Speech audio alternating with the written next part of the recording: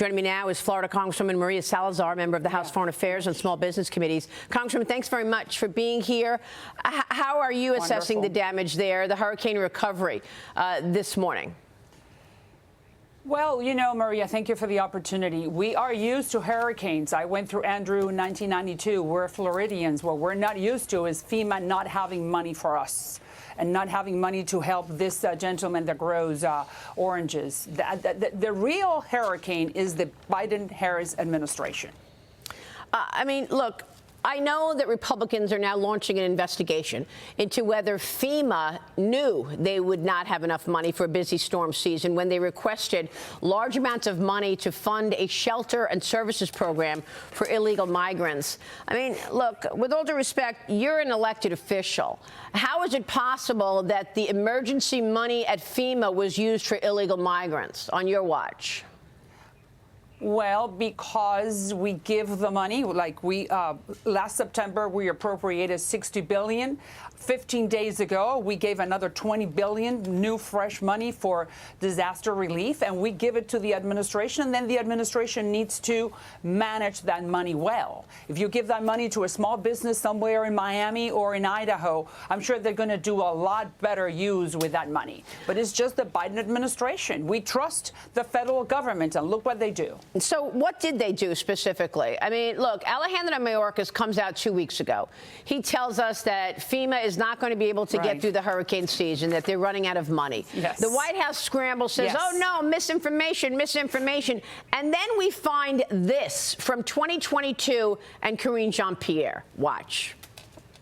FEMA regional administrators have been meeting with city officials on site to coordinate available federal support from FEMA and other federal agencies. Funding is also available through FEMA's emergency food and shelter program to eligible local governments and non-for-profit organizations upon request to support humanitarian relief for migrants. We'll continue to do what we can as a federal government to support these cities as we rebuild our asylum processing system after it was gutted by the Trump administration.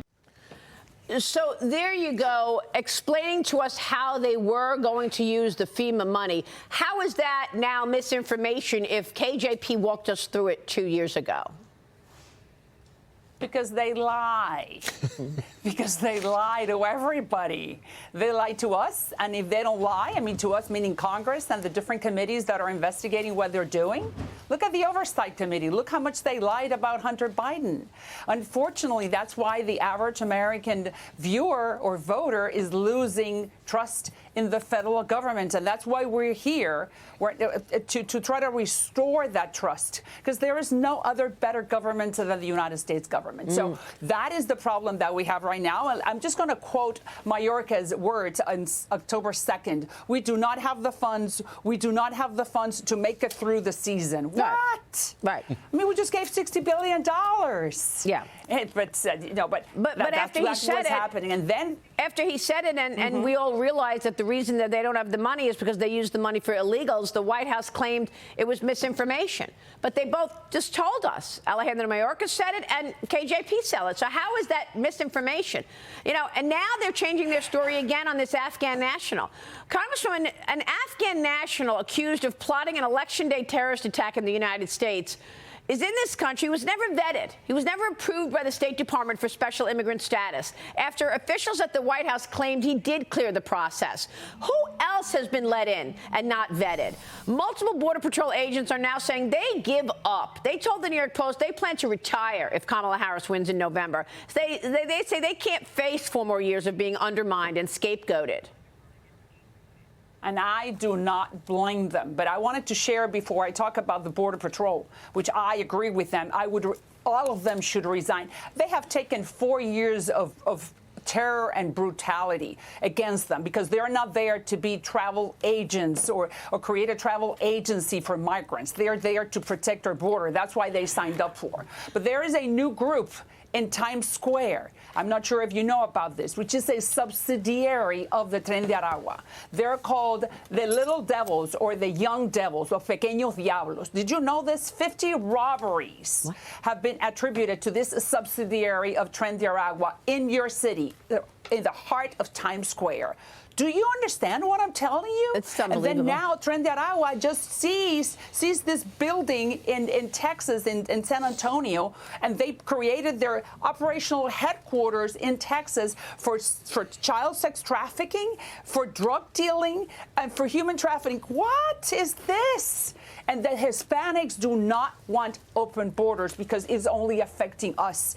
But just think about Tren De Aragua. I was the one who created or forced the Biden administration to name Tren De Aragua a transnational criminal organization so the FBI can go after them. But then now they're everywhere. They're in Colorado, now they're in San Antonio, and then they have this little group, which I just want you to be, everyone that lives in New York City. My 2 children live in New York City.